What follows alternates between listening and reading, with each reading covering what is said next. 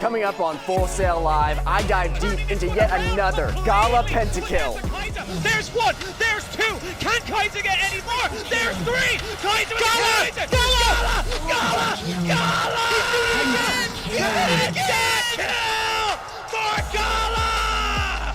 Later, I take you with me as I seek CLG's fate from a medium. Well, you came to the right place. My predictions are 100% accurate the majority of the time. All that and more coming up on Full Sail Live right now. Welcome into Full Sail Live. I'm Luke McDonald. It's that time again for another top clip of the week from outside the LCS. RNG's 80 carry Gala got another pentakill. Make sure to keep your eyes glued to Gala playing Jinx on the left side of your screen. Gala is the only player to have a pentakill taken away from him. But Gala is fine with that because even if you take his penta, he's just going to get another one. As the triple comes round, the quadra, and Gala! Penta again, baby! Oh, Gala. Is it a pentakill for Gala? Wait, is it a penta? Is it a penta for Gala at 17 minutes? Oh my god! I went and did some research to find out by how much he led other pros in total pentakills. To my shock, I found that he wasn't even in the top 5 in pentakills. In fact, he is tied with 50 other pros at 3 pentakills. I think the reason that I'm so shocked by how few pentakills Gala has is because of how impressive each one is. At the top of the show, he clutches a 2 versus 5. This time, he gets a penta at 17 minutes. That's the earliest penta in pro play that I could find. One of the big problems with esports is that bugs occur. Just like refereeing isn't perfect in traditional sports, games don't always run exactly how they're supposed to. In T1's game versus HLE, 2 significant bugs caused some serious disruptions. Faker was clearly frustrated. 원인이 어떻든 간에 저희가 5킬을 선취했는데 네. 이제 처음부터 다시 해야 되는 상황이 발생된 거잖아요. 근데 네. 그게 선수들 저희 입장에서도 굉장히 화가 나고 좀 어이가 없는 상황이기는 하지만 이제 팬분들 입장에서도 납득되지 않을 만한 사유로 그렇게 크로노가 진행이 된다면 이제 게임 e스포츠 자체 이런 그거를 보는 데 있어서 좀 흥미가 많이 떨어지고. To break down further how bugs impact esports, I'm joined by Valorant shoutcaster Gus Upmine Dominguez. Yeah, thank you so Gus, much for having me, Luke. Yeah, thank you for being here. Gus, what do developers and organizers need to do better to prevent these bugs?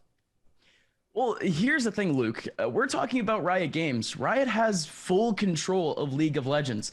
They not only control the tournaments, but they can also fix things in the game if they absolutely wanted to. It's just that the system that they actually have to fix these in-game issues, or at least to bring back that state, is currently a bit scuffed. But what about other games that don't have that control? What about games like Super Smash Bros. Melee that has been out for 21 years? There was that first example that I just saw in your video. Do you know how fast 20 frames is? Do you know how much of the difference that is? That is only 1/3 of a second. People in Super Smash Bros. Melee have been using bugs for years to not only break the game, but to embrace them, and to actually use them in tournament. And everybody uses them. The tournament organizers were able to kind of just gentlemen's agree which bugs were good and which bugs weren't. But what about other games where the bugs just pop up in mid-tournament? You have games like Counter-Strike where just a few years ago, we actually had a massive bug go down where you could see angles that essentially the other team couldn't. You could see them and they couldn't see you. And that was in the middle of a big major tournament. You know, that being said, Riot, yes, they could fix their issues directly. They could talk to the players and see what issues they actually have. But with games like Counter-Strike, it's the players themselves that actually need to make the decisions. So they just need to play around them. And that actually comes down to seeing the bugs beforehand, finding the bugs beforehand, and trying to have rules beforehand to instill that. And it just looks like League of Legends just has the one rule where if a bug happens, they could just replay the game. Well, Gus, how do bugs affect pros when they happen during games? Oh, it's so tough. Especially because in League of Legends, you have to restart the entire game. I mean, think about that. In League of Legends, you have what, like 80 characters, and you have to pick 5 of them. Just that information alone is so much information for the other team to be able to prepare for it. And you're already thinking like a 10-minute break, 20-minute technical break just to get the game back into form. Well, that being said, that information is being taken in by your opponents. And again, it just breaks the mental of the players. And it also restricts a lot of the things that they're able to do. Again, like in Counter-Strike a few years ago, we had the situation where players just had a function where they could use at any point. And we see it all the time in Valorant, and we see it all the time with Riot. But again, it just has to come down to if the players can actually control these beforehand. Because if not, having these happen mid-tournament is so heartbreaking.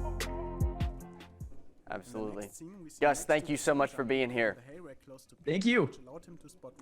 Because of all the variants that can happen during a league match, Riot Games needs to devote more time and resources to Chrono Break to be able to reset any match if needed. After a short break, I take you along with me as I go to see a medium, and they reveal the fate of CLG's season. Then we break down Hansama's huge blunder at the 24-minute mark.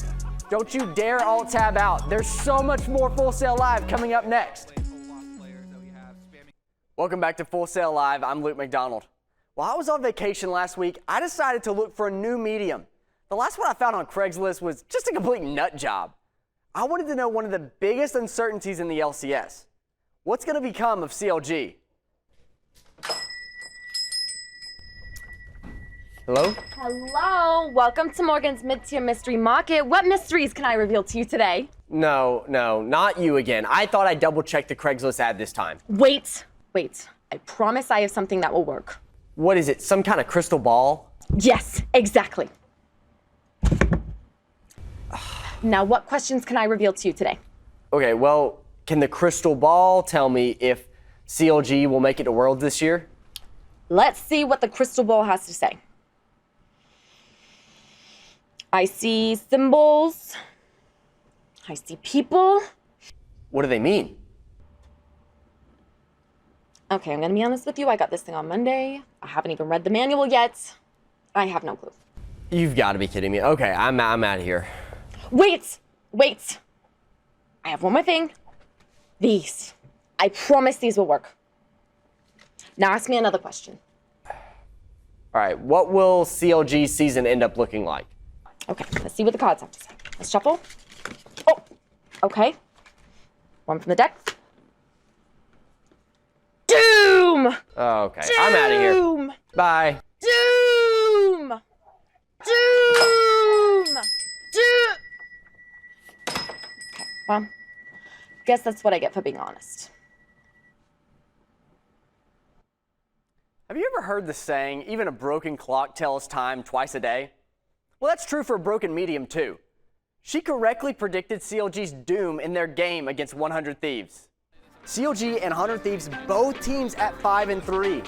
Dokla gets caught by Someday and Abadage on the top lane. Someday ended up having 6k more damage than Dokla in this game. Then 5 minutes later, CLG trying to get some turret plates on top lane, and Closer just evicts Poom and Contracts, and then cleans up Dokla for a second time. 27 minutes into the game, 100 Thieves with a 9k gold lead. CLG trying to force a fight, but 100 Thieves clean house. FBI and Someday just go huge. FBI had the most damage in the game with 18k. I'm gonna let Freak take over because his call was just beautiful. And Dokla, I'm sorry, buddy, happy birthday, but you turned 25 to a loss as 100 Thieves will take the Nexus, improve to 6-3, and push CLG down out of 3rd place. TL facing up against EG on Sunday. The game didn't go quite as TL might have hoped. Hansama had several questionable plays, just like this one where he flashes over the wall only to instantly die. Former TL bot laner Doublelift has a great explanation for the play. Hansama! Of evil geniuses. Hansama goes in, but he's gonna be brought. Hansama watched his beloved lane partner get gunned down by Danny, and he had to come in and get revenge. Hansama follows up that play by making a seemingly small misplay. He uses Gale Force for no reason while running from the fight. It comes back to bite TL in a big way when they can't finish off 2 early kills in a key fight around Baron. Danny goes huge on Ezreal, and Double F breaks down the fight even further for us. If he just kills somebody a little faster, he doesn't have to overextend for the rest. Like, he only died, and the fight was only really weird because it got extended.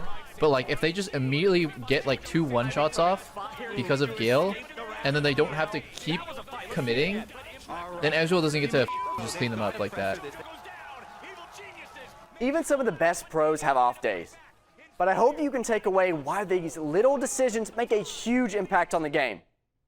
For the last time in my Full Sail career, for Full Sail Live, I'm Luke McDonald.